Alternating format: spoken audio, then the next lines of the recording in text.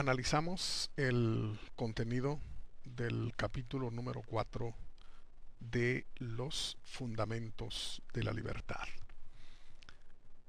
Este capítulo tiene un interesante título: Libertad, razón y tradición.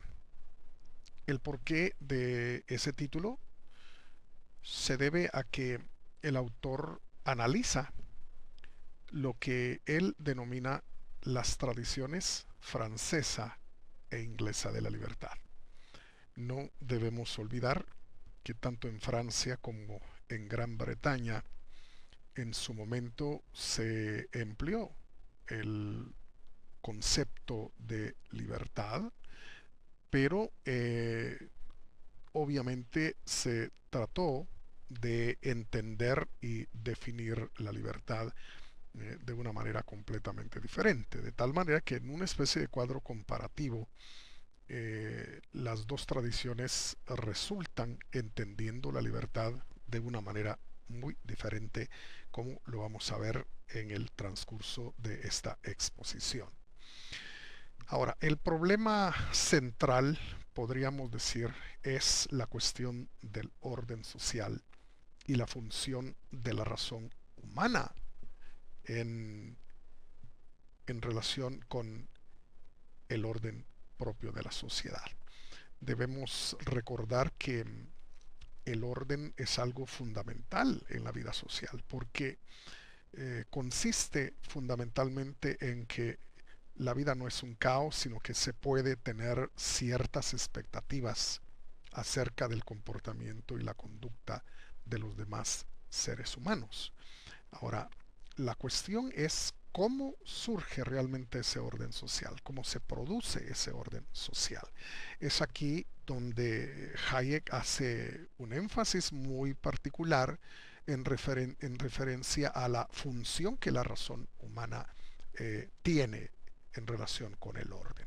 Y también señalará que esa es una diferencia muy importante entre la tradición francesa y la tradición inglesa. Es decir, la idea que cada una de esas tradiciones tiene acerca del papel que juega la razón humana respecto al orden propio de la vida en sociedad. Ahora bien, en ese orden de ideas, el autor enfatiza que la tradición francesa fue una tradición eminentemente racionalista, habiendo arrancado con el pensamiento de Descartes en el siglo XVII.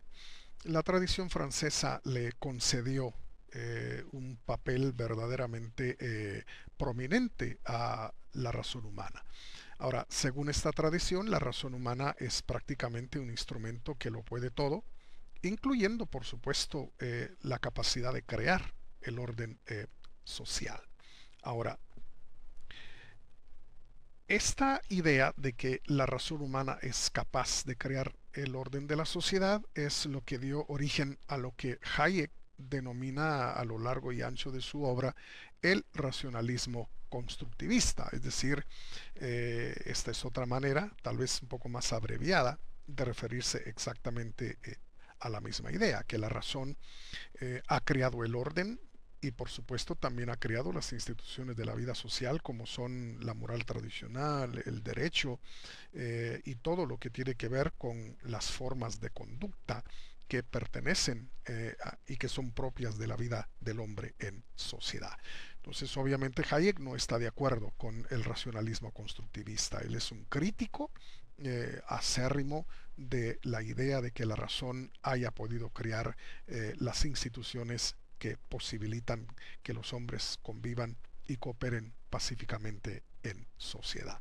Ahora, la tradición británica o inglesa sostuvo una visión bastante diferente en relación con la tradición francesa, porque la tradición inglesa sostuvo más bien una visión perfectamente limitada de la razón humana. Es decir, no es que esta tradición no haya reconocido la importancia de la razón, por supuesto que la reconoció, pero el énfasis, digamos, de la tradición inglesa es que la razón nuestra es un instrumento que tiene sus propios límites. En este sentido, para la tradición inglesa, el orden social, el derecho, la moral tradicional, son más bien producto de la costumbre. No es que alguien las haya inventado de una manera deliberada, sino que más bien surgieron a lo largo de un proceso evolutivo. Estamos hablando, por supuesto, de la evolución de la cultura, donde el ensayo y el error, la prueba y el error jugaron un papel verdaderamente fundamental. Entonces, los hombres probando, ensayando, encontraron formas de conducta que se quedaron precisamente porque contribuían a mantener la cooperación, a hacer llevadera la vida en sociedad y a minimizar los roces que puedan realmente darse en las relaciones de persona a persona. Ahora, esto significa que los conceptos de libertad que están manejando las dos tradiciones, como decíamos al principio, son diferentes. La libertad a la francesa, podríamos llamarla así, consiste en ir tras finalidades comunes. Más bien la libertad los franceses la entendieron entonces como una especie de liberación. En la medida en que yo me libero de mis finalidades egoístas y personales y acepto fines comunes a todos los que viven en sociedad y me esfuerzo por lograrlos, por conseguirlos, entonces yo soy libre. Eso significa pues que los seres humanos tenemos que dejar a un lado nuestros fines personales, tenemos que dedicar todos nuestros esfuerzos y todos nuestros recursos a concretar los fines que comúnmente han sido señalados básicamente por la autoridad o por quienes pretenden dirigir la vida de los hombres en sociedad. Por su parte, la tradición inglesa tiene una manera diferente de entender la libertad y la entiende como poder ir cada quien tras sus propios fines personales y actuar de acuerdo cada uno a los planes que son propios. Es decir, lo que Hayek denominará en el contexto de esta obra que estamos analizando, no estar bajo la voluntad arbitraria de un tercero. Entonces, en la medida en que no estamos sometidos a la voluntad caprichosa de un tercero, estamos entonces en franquía para poder ir tras nuestros fines y poder actuar en conformidad con nuestros propios planes. Ahora, el capítulo termina señalando cuál es o cuál debe ser el auténtico cometido y la auténtica función de la razón en torno al tema del orden de la sociedad. Y dice el autor que la razón debe estar dedicada a comprender el orden espontáneo y por supuesto también debe tratar de cultivarlo. En ese sentido, Hayek en otra de sus obras ha comparado a los científicos sociales antes que con el trabajo del arquitecto o del ingeniero que construyen y que hacen.